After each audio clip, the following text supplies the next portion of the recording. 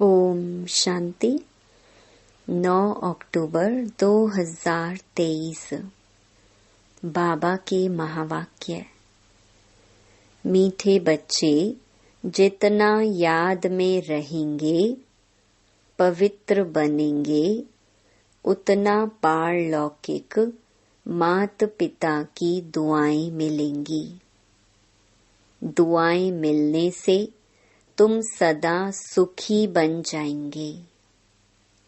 प्रश्न: बाप सभी बच्चों को कौन सी राय देकर कुकर्मों से बचाते हैं? उत्तर: बाबा राय देते, बच्चे तुम्हारे पास जो भी धन दौलत आदि है वह सब अपने पास रखो, लेकिन ट्रस्टी होकर चलो। तुम कहते आए हो, हे भगवान, ये सब कुछ आपका है। भगवान ने बच्चा दिया, धन दौलत दिया। अब भगवान कहते हैं, इन सब से बुद्धि योग निकाल तुम ट्रस्टी होकर रहो। श्रीमत पर चलो तो कोई भी कुकर्म नहीं होगा। तुम श्रेष्ठ बन जाएंगे। गीत ले लो दुआएं माँ बाप की। ओम शांति। जो बच्चे कहते हैं हमारा मुख नहीं चलता है, समझा नहीं सकते हैं, उन्हें सेंटर की ब्राह्मणियां कैसे सिखलाएं? यह शिव बाबा समझाते हैं। चित्रों पर समझाना तो बहुत सहज है। छोटे बच्चों को चित्र दिखलाकर समझाना पड़े ना। ऐसे नहीं क्लास में सब आकर बैठे और तुमने मुरली शुरू कर ली। नहीं, यह तो हड्डी जिगरी बैठ समझाना चाहिए। बच्चों ने गीत तो सुना। एक है पारलौकिक माता पिता जिसको याद करते रहते हैं, तुम माता पिता हम बालक तेरे। वह है सृष्टि का रचयिता। माता पिता जरूर स्वर्ग ही रचेंगे। सतयुग में स्वर्गवासी बच्चे होते हैं। यहाँ के माता पिता खुद ही नरकवासी हैं, तो बच्चे भी नरकवासी ही पैदा करेंगे। गीत में कहा, ले लो दुआएं माँ बाप की। तुम जानते हो इस समय के माँ बाप तो दुआएं नहीं देते। स्वर्गवासी दुआ देते हैं, जो दुआ फिर आधा कल्प चलती है। फिर आधा कल्प बाद श्रापित हो जाते हैं। खुद भी पतित बनते तो बच्चों को भी बनाते हैं। उसे आशीर्वाद तो नहीं कहेंगे। श्राप देते देते भारतवासी श्रापित हो गए।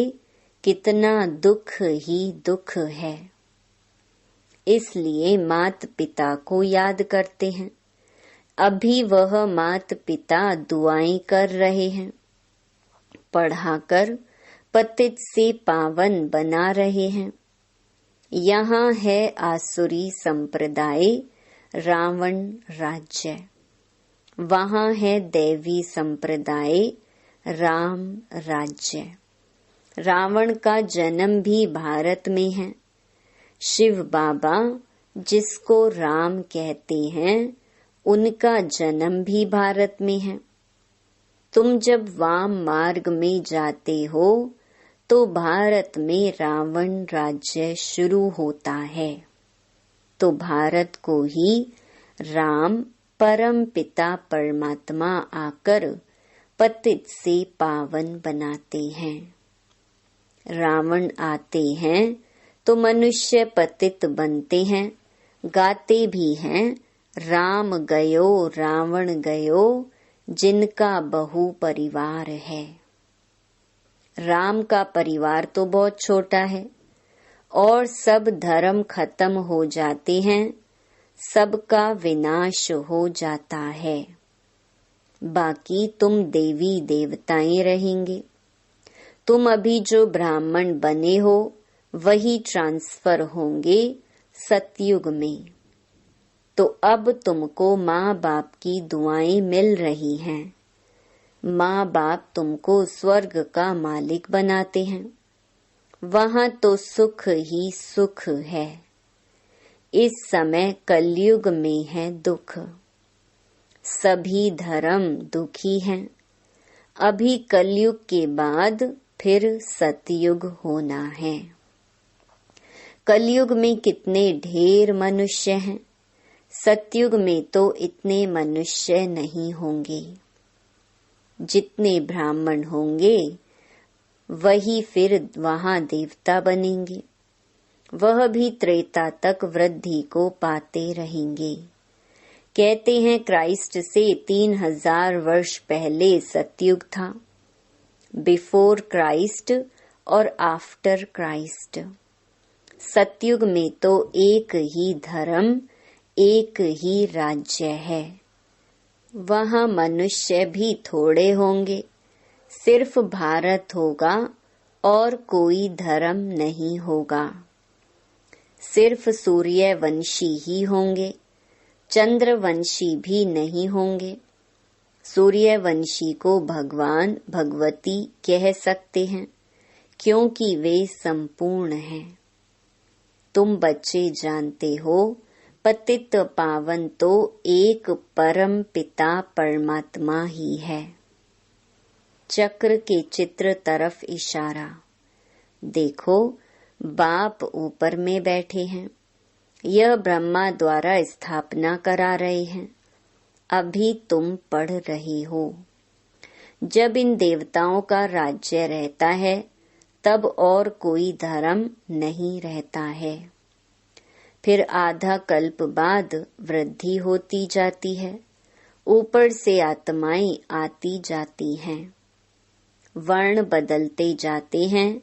जीवात्माएं बढ़ती जाती हैं। सतयुग में होंगे 9 लाख, फिर करोड़ होंगे, फिर वृद्धि को पाते जाएंगे। सतयुग में भारत श्रेष्ठाचारी था, अभी भ्रष्टाचारी है। ऐसे नहीं, सब धर्म वाले श्रेष्ठाचारी बन जाएंगे। कितने ढेर मनुष्य हैं। यहाँ भी भ्रष्टाचारी से श्रेष्ठाचारी बनने में कितनी मेहनत लगती है। घड़ी घड़ी श्रेष्ठाचारी बनते बनते फिर विकार में जाए भ्रष्टाचारी बन पड़ते हैं। बाप कहते हैं, मैं आया हूँ तुमको काले से गोरा बनाने। तुम घड़ी घड़ी फिर गिर पड़ते हो। बेहद का बाप तो सीधी बात बतलाते हैं।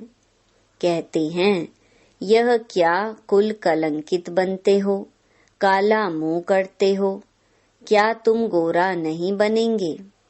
तुम आधा कल्प श्रेष्ठ थे, फिर कलाएं कम होती जाती हैं। कलयुग अंत में तो कलाएं एकदम पूरी खत्म हो जाती हैं। सतयुग में सिर्फ एक ही भारत था। अभी तो सब धर्म है। बाप आकर फिर सतयुगी श्रेष्ठ सृष्टि स्थापन करते हैं। तुमको भी श्रेष्ठाचारी बनना चाहिए। श्रेष्ठाचारी कौन आकर बनाते हैं? बाप है ही गरीब निवाज। पैसे की बात नहीं। बेहद के बाप के पास श्रेष्ठ बनने आते हैं तो भी लोग कहते हैं, तुम यहाँ क्यों जाते हो? कितने विघ्न डालते हैं। तुम जानते हो इस रुद्र ज्ञान यज्ञ में असुरों के विघ्न बहुत पड़ते हैं। अबलाओं पर अत्याचार होते हैं। कोई फिर स्त्रियां भी बहुत तंग करती हैं। विकार के लिए शादी करते हैं अब बाप काम चिता से उतार ज्ञान चिता पर बिठाते हैं। जन्म जन्मांतर का कॉन्ट्रैक्ट है। इस समय है ही रावण राज्य। गवर्नमेंट कितने शादमानी करती है। रावण को जलाते हैं, खेल देखने जाते हैं। अब यह रावण कहाँ से आया? रावण का जन्म हुए तो 2500 वर्ष हुए हैं। रावण ने सबको शोक वाटिका में बिठा दिया है। सब दुखी ही दुखी हैं। राम राज्य में सब सुखी ही सुखी होते हैं। अभी है कलयुग का अंत। विनाश सामने खड़ा है। इतने करोड़ों मनुष्य मरेंगे तो जरूर लड़ाई लगेगी ना। सरसों मुहाफिक सब पिस जाते हैं। अब देखते हो तैयारियां हो रही हैं। बाप स्वर्ग की स्थापना कर रहे हैं। यह ज्ञान और कोई भी दे न सके। यह ज्ञान बाप ही आकर देते हैं और पतित को पावन बनाते हैं। सद्गति करने वाला एक ही बाप है। सतयुग में है ही सद्गति। वहाँ गुरु की दरकार नहीं। अभी तुम इस नॉलेज से त्रिकालदर्शी बनते हो। सतयुग में लक्ष्मी नारायण में ये ज्ञान बिल्कुल नहीं होगा। तो फिर परंपरा से यह ज्ञान कहाँ से आया? अभी है कलयुग का अंत। बाप कहते हैं तुम मुझे याद करो। स्वर्ग की राजधानी स्थापन करने वाले बाप को और वर्षे को याद करो। पवित्र तो जरूर रहना पड़ेगा। वह है पावन दुनिया। यह है पतित दुनिया। पावन दुनिया में कंस, जरासंधि, हिरण्याकश्यप आदि होते नहीं। कलयुग की बातों को सतयुग में ले गए हैं। शिव बाबा आए हैं कलयुग के अंत में। आज शिव बाबा आए हैं, कल श्री कृष्ण आएगा। तो शिव बाबा और श्री कृष्ण के पार्ट को मिला दिया है। शिव भगवानुवाच उन द्वारा पढ़कर श्री कृष्ण की आत्मा यह पद पाती है। उन्होंने फिर भूल से गीता में श्री कृष्ण का नाम डाल दिया है। यह भूल फिर भी होगी। मनुष्य भ्रष्टाचारी बने तब तो बाप आकर श्रेष्ठाचारी बनाए। श्रेष्ठाचारी ही 84 जन्म पूरे कर भ्रष्टाचारी बनते हैं। इस चक्र पर समझाना तो बहुत सहज है। झाड़ में भी दिखाया हुआ है।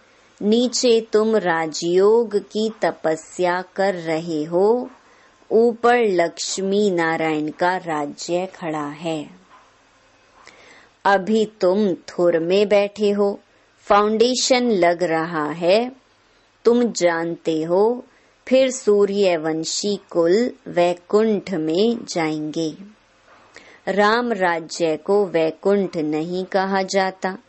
वैकुंठ श्री कृष्ण के राज्य को कहा जाता है। अभी तो तुम्हारे पास बहुत आएंगे। एग्जीबिशन आदि में तुम्हारा नाम बाला होगा। एक दो को देखकर वृद्धि को पाएंगे। बाप आकर ये सब बातें समझाते हैं। चित्रों पर किसको समझाना बहुत सहज है। सतयुग की स्थापना भगवान ही आकर करते हैं और आते हैं पतित दुनिया में। सांवरे से गोरा बनाते हैं। तुम श्री कृष्ण की राजधानी की वंशावली भी हो, प्रजा भी हो। बाप अच्छी रीति समझाते हैं, निराकार शिव बाबा आत्माओं को बैठ समझाते हैं कि आप मुझे याद करो। यह है रूहानी यात्रा। हे आत्माएं, तुम अपने शांति धाम निर्वाण धाम को याद करो तो स्वर्ग का वर्षा मिलेगा। अभी तुम संगम पर बैठे हो। बाप कहते हैं मुझे और अपने वर्षे को याद करो तो तुम यहाँ स्वर्ग में आ जाएंगे। जो जितना याद करेंगे और पवित्र रहेंगे उतना ऊंच पद मिलेगा। तुमको कितनी बड़ी दुआएं मिल रही हैं। धनवान भव, पुत्रवान भव, आयुष्वान भव। देवताओं की आयु बहुत बड़ी होती है। साक्षात्कार होता है अभी यह शरीर छोड़ जाकर बच्चा बनना है, तो यह अंदर में आना चाहिए। हम आत्मा ये पुराना शरीर छोड़ जाकर गर्भ में निवास करेंगी। अंत मते सो गते। बूढ़े से तो हम क्यों ना बच्चा बन जाऊं। आत्मा इस शरीर के साथ है तब तकलीफ महसूस करती है। आत्मा शरीर से अलग है तो आत्मा को कोई तकलीफ महसूस नहीं होती है। शरीर से अलग हुआ खलास। हमको अब जाना है। मूल वतन से बाबा आते हैं लेने लिए। यह दुख धाम है। अभी हम जाएंगे मुक्ति धाम। बाप कहते हैं सबको मुक्ति धाम ले जाता हूँ। जो भी धर्म वाले हैं सबको मुक्ति धाम जाना है। वह पुरुषार्थ भी मुक्ति में जाने के लिए करते हैं। बाप कहते हैं मुझे याद करो तो मेरे पास आ जाएंगे।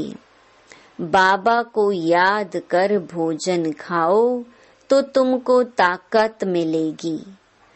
अशरीरी होकर तुम पैदल आबू रोड तक चले जाओ, कभी तुमको कुछ भी थकावट नहीं होगी। बाबा शुरू में यह प्रैक्टिस कराते थे। समझते थे हम आत्मा हैं। बहुत हल्के होकर पैदल चले जाते थे। कुछ भी थकावट नहीं होती थी। शरीर बिगड़ तुम आत्मा तो सेकंड में बाबा पास पहुंच सकती हो। यहाँ एक शरीर छोड़ा, सेकंड में जाकर लंदन में जन्म लेते हैं। आत्मा जैसी तीखी और कोई चीज होती नहीं। तो अब बाप कहते हैं बच्चे हम तुमको लेने लिए आए हैं। अब मुझ बाबा को याद करो। अभी तुमको प्रैक्टिकल में बेहद के पारलौकिक बाप की दुआएं मिल रही हैं। बाप बच्चों को श्रेष्ठ ते श्रेष्ठ मत दे रही हैं। धन दौलत आदि सब तुम अपने पास रखो, सिर्फ ट्रस्टी होकर चलो। तुम कहते भी आए हो हे भगवान यह सब कुछ आपका है। भगवान ने बच्चा दिया, भगवान ने यह धन दौलत दिया।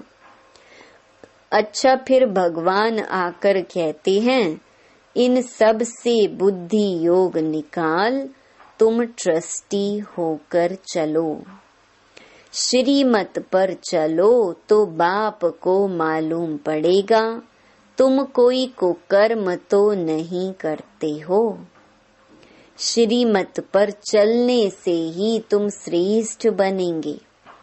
आसुरी मत पर चलने से तुम भ्रष्ट बने हो। आधा कल्प तुमको भ्रष्ट बनने में लगा है, 16 कला से फिर 14 कला बनते हो, फिर धीरे धीरे कलाएं कम होती जाती हैं। तो इसमें टाइम लगता है ना। अच्छा, मीठे मीठे सिकिलधे बच्चों प्रति माता पिता बाप दादा का याद प्यार और गुड मॉर्निंग। रूहानी बाप की रूहानी बच्चों को नमस्ते। धारणा के लिए मुख्य सार। पहला, चलते फिरते अशरीरी बनने का अभ्यास करना है।